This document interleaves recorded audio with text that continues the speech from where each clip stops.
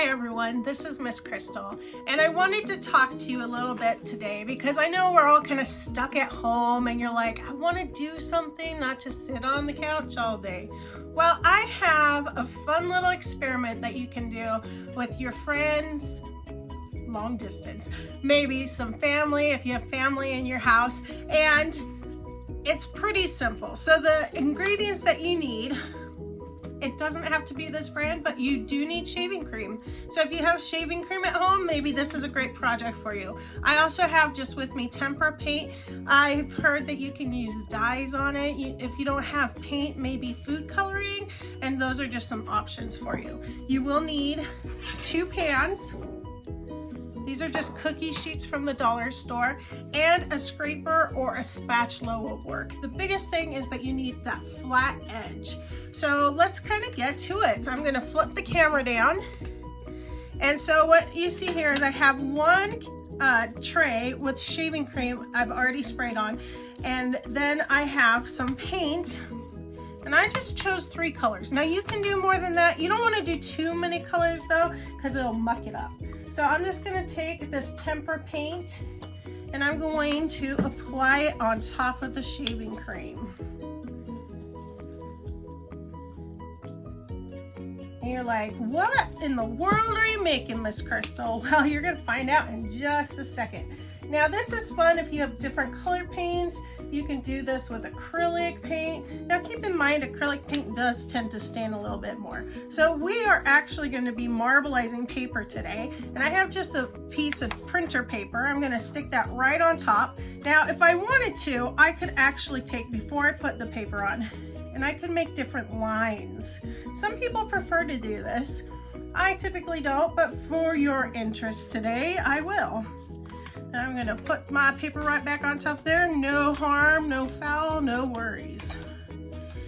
I'm just tapping it so the whole thing is covered. Then I'm gonna lift this up, and with my flat edge, I always like to kind of hold the paper. I'm gonna scrape the shaving cream and the paint off. And it's important that you scrape all the shaving cream off.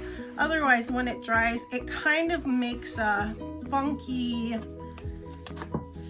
well, it'll flake off is what it'll do. So there's my first page, not too shabby. I can always add more colors if I want to. I also have with me some sparkly paint, so I might throw some of that on there, put a little pizzazz. Now you can totally scrape this more than once. My paint's almost gone, so it's making some fun noises. And I can mix it up if I want to, but I'm just gonna stick it straight on. Now since we're far away from people, you could totally make little cards that you can send in the mail. And if you don't feel like it's covered very well, just slap it back on there. Tap it on there. Ooh, that's much better.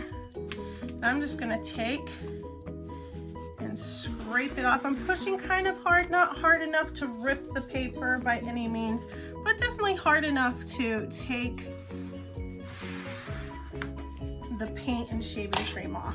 And I can print this as many times as I want to. The more I do this, the more my colors will mix and the more colorful it will be.